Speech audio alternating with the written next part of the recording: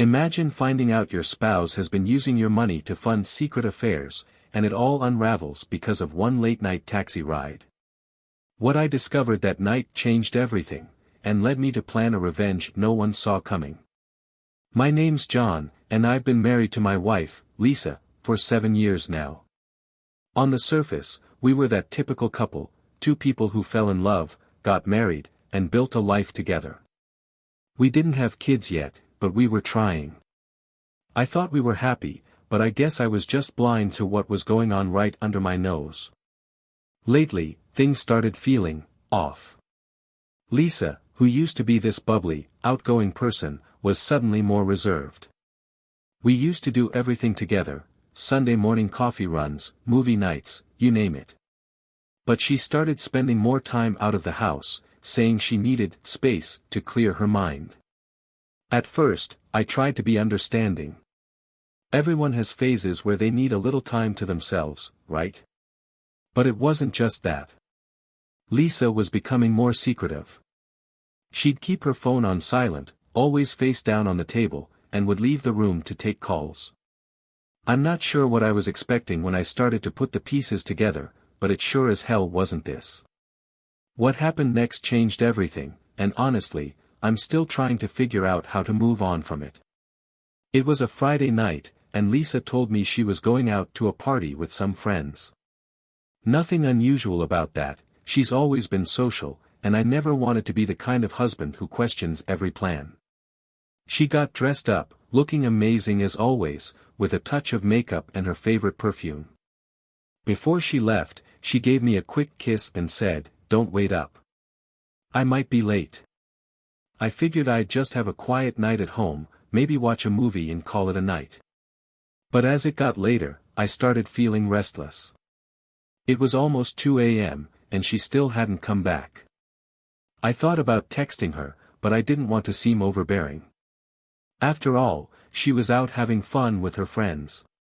Finally, I decided to call her, just to make sure she was okay. When she picked up, I could hear noise in the background, music, people talking, typical party sounds.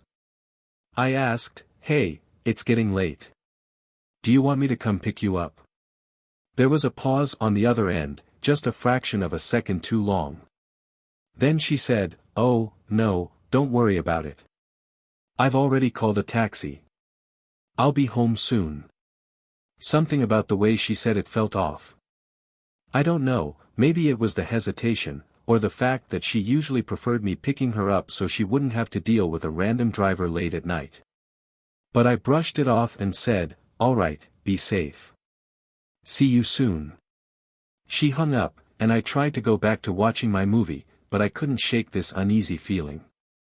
I didn't know what it was exactly, but there was something in the back of my mind that kept telling me something wasn't right. I convinced myself I was just being paranoid, but deep down, a part of me couldn't let it go. I tried to distract myself, but I kept glancing at the clock. It was almost 2:30 a.m., and Lisa still hadn't come home. I told myself she was probably just waiting for her taxi, maybe saying goodbye to her friends. But just as I was about to head upstairs and call it a night, I saw headlights pull up outside the house. Finally, I thought, she's back. But something felt off. The taxi just sat there, engine running, but no one got out. I watched from the window for a minute, expecting to see Lisa step out, maybe waving goodbye to the driver.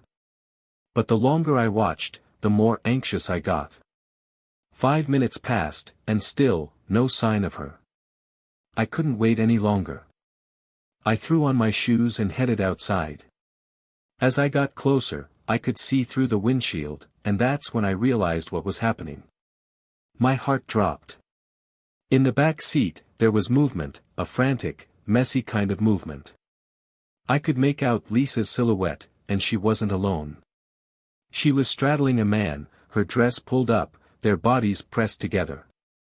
I felt my chest tighten as if the air had been sucked out of my lungs.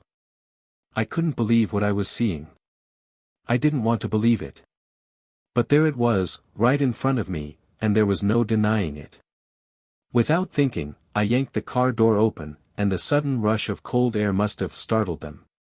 The man barely had time to react before I slammed my fist into his face. He stumbled back, dazed, and I didn't care who he was or why he was there. I just wanted him out. I grabbed Lisa and pulled her out of the car, practically dragging her to her feet. She looked like a complete mess, her hair was a tangled mess, makeup smeared, her dress twisted and hiked up around her waist. She reeked of alcohol, and her eyes were glassy and unfocused. She looked at me with this dazed, almost confused expression, like she couldn't even process what was happening. I turned to the taxi driver, who was just sitting there, wide-eyed, not sure what to do. "I'm sorry, man," I said, trying to keep my voice steady, "just give me a minute." I slammed the door shut, and the driver quickly averted his eyes. Then I turned my attention back to the guy who was still sitting in the back seat, fumbling to zip up his pants. "Get lost," I said, my voice low and seething. He hesitated, and I could feel my anger boiling over. I said, "Get the hell out of here." He didn't wait for me to say it again. He took off, not even looking back. I turned back to Lisa, who barely able to stand. She looked at me, and for a moment, I thought she might say something, but all she did was mumble incoherently, her words slurred. I felt a mix of rage, hurt, and disbelief swirling inside me, but I didn't know what to do with any of it. "Come on," I said, my voice barely more than a whisper. I grabbed her arm and guided her toward the house. She stumbled along, barely coherent, and I could hardly look at her. All I could think about was how everything I thought I knew about her, about us, had just been shattered in a matter of minutes. The next morning, I was up early, still in a haze of anger and disbelief. I hadn't slept. I couldn't. Every time I closed my eyes, I saw it all over again, Lisa in the back seat, the look on her face when I opened the car door. I couldn't get those images out of my head, and I knew there was no way to just move on from this. So, I made a decision. I was going to file for divorce. When Lisa finally woke up, she looked like she was barely holding herself together. She staggered into the kitchen, her eyes red and puffy, her hair still a mess. I didn't even want to look at her, but I had to say it. "We're done, Lisa. I'm filing for divorce." Her face went pale, and for a moment, she just stood there, as if the words hadn't fully registered. Then she shook her head, stumbling forward with her hands out like she was trying to reach for me. "No, John, please, wait. We can talk about this. I was drunk, okay? I wasn't thinking straight. It was a mistake." I clenched my fists, feeling my nails dig into my palms as I tried to keep my temper in check. "Being drunk doesn't make this go away, Lisa. You don't just accidentally crawl into the back seat of a taxi with some guy and start making out." She took a step closer, her eyes desperate. "I swear, I wasn't in my right mind. It didn't mean anything. I had too much to drink, and I made a terrible mistake." "Too much to drink?" I snapped, my voice rising. "So that's your excuse? All right, fine. I'll get drunk tonight, bring a random girl into our bed, and you'll be cool with it, right? Just as long as I'm drunk." She flinched, like I'd slapped her, and her eyes filled with tears. For a moment, she looked like she was going to collapse, like her legs might give out beneath her. "John, please, you don't mean that. I'm sorry. I messed up. Just, please, forgive me." But I couldn't listen to her anymore. Her words felt empty, like she was just trying to find the right combination to unlock my sympathy, to get me to change my mind. But there was nothing she could say that would make me forget what I'd seen, what she'd done. I stepped back, shaking my head. "It's too late, Lisa. You made your choice. Now I'm making mine." The divorce process began, and it was every bit as exhausting and painful as I expected. It dragged on for months, endless meetings with lawyers, paperwork, and a constant back and forth about who would get what. Lisa had insisted she wanted to work things out, but when I made it clear I was moving forward with the divorce, she didn't waste any time getting herself a lawyer. I guess that was her way of fighting back, even though she said she still wanted us to stay together. As the trial went on, all kinds of little things came up. Arguments over property, shared bank accounts, even small things like who would get the car we barely used. Every session felt like it added another weight to my shoulders, and there were days I thought it would never end. I just wanted to be done with it, to move on and start over, but it felt like we were stuck in this endless loop of legal battles. Then, one day in court, something happened that none of us were prepared for. Lisa's lawyer stood up, looking almost smug, and handed a folder to the judge. "Your Honor, before we proceed, I'd like to present some new evidence," he said, glancing over at me with this strange, knowing look. I didn't understand what was happening, but my stomach twisted as I watched the judge open the folder and read through the documents. Then he looked up, adjusting his glasses, and spoke in that calm, detached tone judges use when they're trying not to show any emotion. "These documents state that the respondent, Mrs. Johnson, is pregnant." The courtroom fell silent. I could hardly process the words. Pregnant?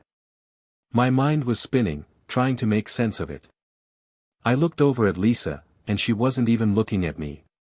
She was staring straight ahead, her hands clasped tightly in her lap, her face pale and expressionless. "Your Honor," her lawyer continued, "we believe this new information should be taken into account before any further decisions are made regarding the divorce settlement. We request that the trial be temporarily suspended until a paternity test can be conducted." My heart sank as the words hit me. A paternity test. I felt like the floor had been ripped out from under me. Was she trying to claim the baby was mine? Or was she hoping it would complicate things enough to delay the divorce? The judge nodded, looking serious. "Very well. The trial will be temporarily suspended. Arrangements will be made for a DNA test to determine paternity, and we will reconvene once the results are available." I couldn't believe what was happening. All this time, I'd been preparing myself for the end, for the final closure of our marriage, and now this. I looked at Lisa, searching for some sign of what she was thinking, but her face was blank. She didn't even glance in my direction. I didn't know whether to feel angry, betrayed, or just numb. All I knew was that nothing would be simple anymore. A few days after the bombshell in court, I got a call to schedule the DNA test. It was surreal, walking into a sterile clinic, filling out forms, and waiting my turn as if this was just another errand to run. The reality of it hadn't fully hit me yet. I was still trying to wrap my head around the idea that Lisa was pregnant, and now I was about to find out if the baby was mine. The whole process was straightforward. They took a quick swab from inside my cheek, and that was it. But it felt like a lifetime as I sat there, waiting for them to call my name, my mind going a mile a minute. I kept replaying everything that had happened in the past few months, trying to find some clue I might have missed. Was there any chance the baby could be mine? I couldn't remember the last time Lisa and I had been intimate before everything fell apart, but I didn't want to believe she could be lying about something like this. Still, there was nothing I could do except wait. The results would be presented in court, and until then, I was left to my own thoughts, anxieties, and a lot of sleepless nights. Part of me wanted to prepare for the worst, but another part of me was hoping, no, praying, that this was just another desperate attempt on her part to delay the inevitable. Finally, the day came. I walked into the courtroom, trying to keep my head up, but my stomach was in knots. Lisa was already there, sitting next to her lawyer, looking calm and composed, like she had nothing to worry about. I took my seat, trying to avoid looking at her, and waited for the judge to enter. After a few minutes of formalities, the judge turned to the court clerk, who handed over a sealed envelope. My heart was pounding as the judge carefully opened it, pulling out a piece of paper. He took a moment to read it, his expression unreadable, and then looked up at me, then at Lisa. "The court has received the results of the DNA test," he said, his voice echoing through the silent room. The test confirms that Mr. Johnson is not the biological father of the child. I felt like I'd been punched in the gut. It was a strange mix of relief and devastation all at once. Relief that I wasn't tied to Lisa's lies anymore, but devastation because it meant she had been lying about this, too. I glanced over at her, and for the first time, I saw a crack in her composure. Her face went pale, and she looked like she was struggling to hold back tears. The judge continued, "Given this new information, we will proceed with the divorce trial. Any claims related to the unborn child will be treated separately." I barely heard the rest. I was still processing what this meant. Lisa had been carrying on this charade, letting me think there was even a chance the baby could be mine, and for what? To manipulate me? To stall the divorce? I had no idea. All I knew was that, in that moment, any last shred of sympathy I might have had for her was gone. The divorce was finalized a few weeks after the DNA results came in. I thought I'd feel a sense of closure, like a weight had been lifted, but mostly, I just felt empty. It was hard to believe that the woman I had once loved, the woman I had built my life with, was now a stranger. But at least it was over. At least I could start to move on. A few days after the paperwork was signed, Lisa came by the house to pick up the rest of her things. I wasn't planning to be there, I thought it would be easier that way, but she texted, saying she wanted to talk. Part of me didn't want to deal with it, but another part of me needed to hear whatever she had to say, to see if there was any hint of the truth left in her. She walked in, looking around the place like she was seeing it for the last time, which I guess she was. She tried to make small talk, but I wasn't in the mood. I just wanted her to pack up her things and go. After a few awkward minutes, she finally said what was on her mind. "John," she started, her voice shaky, "about the baby. I know the test showed you're not the father, but the truth is, I don't even know who the father is." I looked at her, stunned. "What do you mean, you don't know who the father is?" I asked, my voice barely hiding the disbelief. "You said it was a mistake, that you were drunk. Are you telling me there were others?" She froze, and I could see the panic flash across her face. It was like she hadn't meant to say it out loud, and now she was desperately trying to figure out how to take it back. But it was too late. The truth had slipped out, and there was no pretending anymore. I stepped closer, my eyes locked on hers. "So, there were several, huh?" I said, my voice cold. "You didn't just cheat on me once. There were others." She opened her mouth to say something, but no words came out. She just stood there, her mouth slightly open, her eyes wide, and I could see the realization dawn on her face. She had let it slip, and now the truth was out. The baby wasn't just a result of one mistake, it was a product of who knows how many. For a moment, we just stood there in silence, the weight of everything hanging between us. I didn't know what to feel, anger, betrayal, disgust. Maybe all of it, all at once. But mostly, I felt like I had been played, like everything she had said and done was just part of some twisted game. "I can't believe this," I finally said, shaking my head. "All this time, you've been lying, trying to make me think there was still something worth saving, and you can't even be honest about who you've been with." She didn't respond.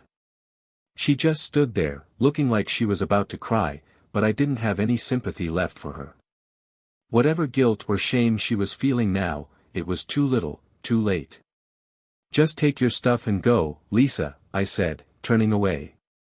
"I don't want to see you anymore. We're done." She gathered her things in silence, and when she was finally done, she walked out the door without another word. I didn't watch her leave. I didn't want to give her that satisfaction. As soon as the door closed, I felt like I could finally breathe again, like I was finally free from all the lies and manipulation. But the sting of betrayal still lingered, and I knew it would be a long time before that went away. It was a quiet Saturday evening, and I was finally starting to feel like life was returning to some kind of normal. The house was quieter, emptier, but at least there was peace. I had settled into my usual spot on the couch, trying to distract myself with a movie, when I heard the familiar sound of a car pulling up outside. At first, I didn't think much of it, cars come and go all the time, but after a few minutes, I realized the engine was still running. Curious, I got up and glanced out the window. There was a taxi parked right in front of my house, but no one was getting out. I waited, expecting to see someone step out, maybe a neighbor who had called a cab, but the doors remained closed. The driver just sat there, looking straight ahead, and it was starting to make me uneasy. After a few more minutes of this strange standoff, I decided to head outside and see what was going on. I walked up to the taxi, tapping on the driver's window. He rolled it down, and that's when I realized it was the same guy, the taxi driver from that night. The one who had driven Lisa home, the one who had seen everything. He looked at me for a moment, and I could see he recognized me, too. There was a mix of hesitation and urgency in his eyes, like he had been debating whether to say something. Before I could ask what he was doing here, he spoke. "Hey, sorry to bother you," he said, his voice low, "but I've been thinking about that night, when I drove your wife home. There's something you should know." My stomach clenched. I wasn't sure I wanted to hear whatever it was he had to say, but I couldn't walk away, either. "What is it?" I asked, trying to keep my voice steady. The driver glanced around, almost as if he was making sure no one else was listening, then leaned in closer. "Look, I'm not trying to stir up trouble, but I overheard your wife talking on the phone that night. She was pretty drunk, you know. And she wasn't exactly being careful about what she said." I nodded, my heart starting to pound. "Go on." "She was talking to that guy," he continued, "the one she was with in the back seat. She was laughing, saying things like how it was fun sneaking around, and how you never suspected anything. But then she let something slip, something I don't think she meant to say. I could feel my pulse in my ears." "What did she say?" The driver took a deep breath, like he was still unsure whether to tell me. "She mentioned that she'd been using your money to pay for her little dates with him. She laughed about it, said something like, 'It's perfect, he doesn't even realize he's footing the bill for all of this.' I didn't think much of it at the time, just assumed it was another messed up affair, but then I saw you that night, and I don't know, it's been bothering me." For a moment, I couldn't breathe. I could hardly believe what I was hearing. Lisa had been using our shared bank account, my money, to fund her affairs. To pay for the taxis, the dinners, the hotels, everything. The rage that had simmered inside me since the night I caught her came rushing back, hotter and more intense than ever. "She also said something else," the driver added, his voice barely above a whisper now. "She mentioned that guy she was with that night wasn't the only one. She said something about how she had options, a few other guys she could call if she needed a good time. Like she had this whole setup, and she didn't even care who knew." I staggered back a step, trying to process what he was saying. Options? Multiple guys? Lisa had made it sound like her affair was some one-time thing, a mistake, but now I was hearing that she had been treating this like some kind of twisted game. And all the while, she had been using me to fund it. It felt like every bit of trust one had left, every ounce of patience, had been crushed in an instant. I didn't know what to say, but the driver looked at me with a kind of sad understanding. "I'm sorry, man. I didn't want to get involved, but I thought you should know. I know it's none of my business, but it seemed like you deserved to hear the truth." I swallowed, forcing myself to nod. "Thanks," I managed to say, though my voice felt distant, hollow. "Thanks for telling me." The driver gave a small, sympathetic nod and rolled up his window. I watched as he drove away, the taillights disappearing down the street, leaving me alone in the quiet darkness. But the silence wasn't comforting anymore. It was suffocating, closing in around me as I stood there, trying to make sense of everything I had just heard. Lisa's betrayal had been bad enough, but now it was like every new revelation was cutting deeper than the last. She hadn't just cheated on me, she had played me, used me, and laughed about it behind my back. And the worst part? I had been completely oblivious, letting it all happen while I thought I was holding on to something worth saving. After that night with the taxi driver, I was done. Done with the lies, done with the manipulation, and done with being made a fool of. Lisa had shattered everything we had, but I wasn't going to just sit back and let her walk away without consequences. She had dragged me through months of pain, betrayal, and now I knew she had been mocking me the whole time, using my money to fund her twisted games. It was time to take control. I needed a plan, and it needed to be perfect. This wasn't just about getting back at Lisa, this was about making sure she and her lovers felt every ounce of the hurt they had caused. I wasn't going to just lash out impulsively. No, I wanted to be precise, calculated. I wanted my revenge to be something she would never forget. I started by hiring a private detective. I wanted every detail, every dirty little secret she thought she had kept hidden. I wanted names, places, dates. The detective was good, he didn't ask many questions, just got to work, and within a week, he had everything I needed. There were more names than I expected, more people than I could have imagined. It wasn't just one guy in a taxi. Lisa had a whole web of affairs, each one as careless and disrespectful as the last. And these weren't just random flings, she had been involved with coworkers, gym trainers, and even a guy from one of our mutual social circles. People I had shared drinks with, had conversations with, all while they were sneaking around behind my back. I spent a few days going over the information, letting the anger build until it became something I could use. I wasn't just going to confront them, I was going to ruin them. All of them. They thought they could sneak around without consequences, but they had no idea what was coming. I knew I needed to start with Lisa. She had always been proud of her image, this perfect, well-put-together woman who everyone admired. She thrived on the attention, the respect, and the social circles she was a part of. So, I decided to rip that all away.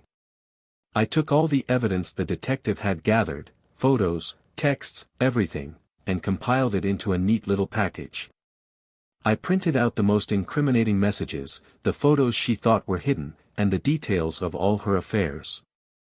Then, I made sure everyone she knew, everyone she worked with, and everyone in our social circles received a copy.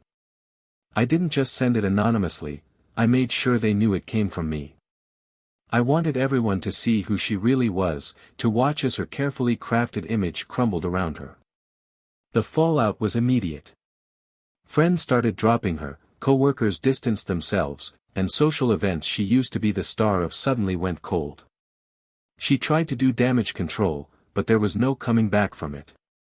She was exposed, and there was no way to spin it to her advantage. I didn't forget about her lovers. Each one of them had played a part in this, and they were going to face the consequences, too. The detective had done his homework, and I knew exactly where to hit them.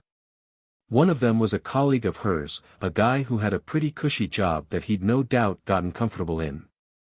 I reached out to his boss and shared some of the more explicit details of his affair with Lisa.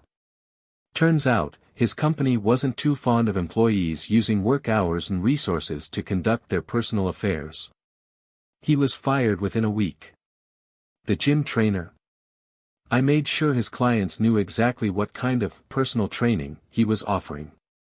He lost several high-paying clients overnight, and the whispers in the gym were enough to tarnish his reputation. He tried to move to a new gym, but I made sure the new place got an anonymous tip about why he was leaving his old job. The guy from our mutual social circle was a bit trickier, but I knew his weak spot, his family. He had a wife and kids, a family that he pretended to be devoted to. I sent a detailed letter to his wife, with all the proof she needed to know exactly what kind of man he was. I didn't stay to watch the aftermath, but I heard through the grapevine that she left him, taking the kids and most of his savings with her. The final step was making sure Lisa felt the sting of what she had done financially. I had been smart during the divorce proceedings, making sure to protect my assets and leaving her with as little as possible. But that wasn't enough. I knew she was already struggling, and I wanted to make sure she felt it even more. I went after the things she cared about most, her car, her favorite luxury items, her little comforts. I had some debt she had racked up without telling me transferred over to her name. Since she had been using my money to fund her affairs, it wasn't hard to show that those expenses were hers to handle. She was left with a mountain of debt, and I made sure the creditors didn't cut her any slack. I even arranged to have her car repossessed. I knew she would be furious, desperate, trying to claw her way back, but that was the point. She had taken everything from me, so I made sure she lost everything in return. It didn't take long for word to spread. People whispered about her, avoided her, treated her like a pariah. Her social life was in ruins, her finances were in shambles, and she had no one to turn to. As for her lovers, they had their own messes to clean up, but I didn't care. They weren't my problem anymore. I won't lie, watching it all unfold gave me a sense of satisfaction I hadn't felt in a long time. It was harsh, maybe even cruel, but I didn't care. For the first time since everything had started, I felt like I had control again, like I wasn't just some pawn in someone else's twisted game. Maybe some people will say I went too far, that I should have just walked away and let it go. But after everything they put me through, I wanted them to understand that actions have consequences. They thought they could play with people's lives, but they were wrong. They played, and they lost. It had been a few weeks since I set everything in motion. The dust was still settling, and I was starting to get used to the idea of moving on, of living my life without Lisa's lies hanging over me.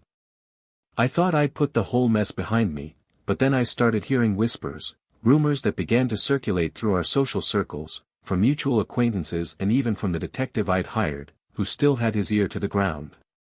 It seemed that Lisa's lovers were not taking their downfall quietly. One by one, they were starting to blame her for everything that had happened, and they weren't being shy about it. I heard that the guy from her office had been sending her furious, threatening texts, blaming her for costing him his job. He even went so far as to say that she'd ruined his life and that he'd make sure she paid for it. He was desperate, angry, and had no problem letting her know it. The gym trainer? He'd lost most of his clients and was barely scraping by. Word had it he was lashing out, trying to shift the blame to anyone but himself. He was telling people that Lisa had led him on, that she'd been the one pushing for more than just personal training, and that if it weren't for her, he wouldn't be in this mess. I even heard he'd shown up at her place, banging on her door, demanding answers, but she didn't open up. He wasn't done, though. He kept sending her aggressive messages, threatening to expose more about her if she didn't do something to fix what had happened to him. Then there was the guy from our social circle, the one with the family. After his wife left him, taking their kids, he spiraled. He wasn't just angry, he was unhinged. He started drinking, acting erratically, and from what I gathered, he was barely holding it together. Apparently, he'd been sending Lisa threats as well, blaming her for his family falling apart. He said that if he couldn't have his life back, he'd make sure hers was just as ruined. It was clear he was desperate, and desperate people can be dangerous. I even heard that a couple of them had found each other online and started comparing stories, realizing they weren't the only ones caught up in her web. They were feeding off each other's anger, building this twisted sense of camaraderie over their shared misfortune. It was like they were forming this unofficial alliance against her, and the only thing they could agree on was that Lisa was to blame for everything that had happened to them. I'll be honest, when I first heard about the threats, I didn't know how to feel. Part of me almost found it darkly satisfying. After all, they had been complicit in her lies, they had played a role in betraying me, and now they were paying the price. But another part of me felt a strange sense of unease. I had planned my revenge to be harsh, yes, but I hadn't expected it to have such far-reaching consequences. It was like everything was spiraling out of control, and I couldn't predict where it would end. And then there was Lisa. I wondered how she was handling it, knowing that the men she'd used and discarded were now turning on her, that the very people she had betrayed me for were now out for her blood. I pictured her reading those threats, panicking as her carefully constructed life crumbled around her, and I couldn't help but feel a twisted sense of justice. But at the same time, I realized that things had escalated in a way I hadn't anticipated. I had set out to expose the truth, to make sure she couldn't just walk away from what she'd done without facing the consequences, but now it felt like I had lit a fuse, and the explosion was still going off. The threats were getting nastier, more unhinged, and I had no idea how far these guys were willing to go. It was clear that Lisa was no longer the one pulling the strings, she was losing control, and she had no way to stop what was coming. And for the first time since this all began, I started to wonder if this revenge I had set in motion was about to take on a life of its own, one that none of us could stop. Months had passed since everything unraveled, and for the first time in what felt like forever, I was starting to feel at peace. The chaos, the betrayal, the lies, it was all behind me now, like a bad dream I was finally waking up from. I had done what I needed to do, taken back control of my life, and now I could breathe again. The whispers about Lisa, her lovers, and all the fallout had slowly faded, becoming nothing more than distant echoes I barely paid attention to anymore. The threats, the drama, it was no longer my problem. I had no idea where Lisa was, what she was doing, or if she was still dealing with the mess she had made. And, honestly, I didn't care. It was strange, realizing just how little I thought about her now. There was a time when she consumed my every thought, but now she was just, gone. A part of my past, and nothing more. I'd moved into a new place, a smaller, cozier apartment that felt like a fresh start. It was my space, without any of the memories tied to her, and I made it my own. I started getting back into things I'd always loved but had put aside during the storm, reading, hiking, even learning to cook a few new dishes. It was like I was rediscovering who I was without her, and I liked the person I was finding. I reconnected with old friends, started going out more, and for the first time in a long time, I felt happy. It wasn't the kind of fleeting happiness that comes with distractions, but a deep, quiet contentment. I realized that I could build a life for myself that had nothing to do with her, and that was a powerful feeling. I had been through hell, but I had come out the other side, and I was stronger for it. I never heard from Lisa again, and I was grateful for that. I knew that whatever she was dealing with, it wasn't my business anymore. Maybe she had managed to pick up the pieces, maybe she hadn't. But that was her story to live, not mine. I had my own life to live, and I wasn't going to waste another second looking back. It's funny how things turn out. I thought the end of my marriage would be the end of everything I'd built, but it turned out to be the beginning of something new. I had faced the worst and come out stronger, and now I was ready to move forward, without the weight of her betrayal holding me down. I had no idea what the future held, but I was finally free to find out, on my own terms. And that was enough.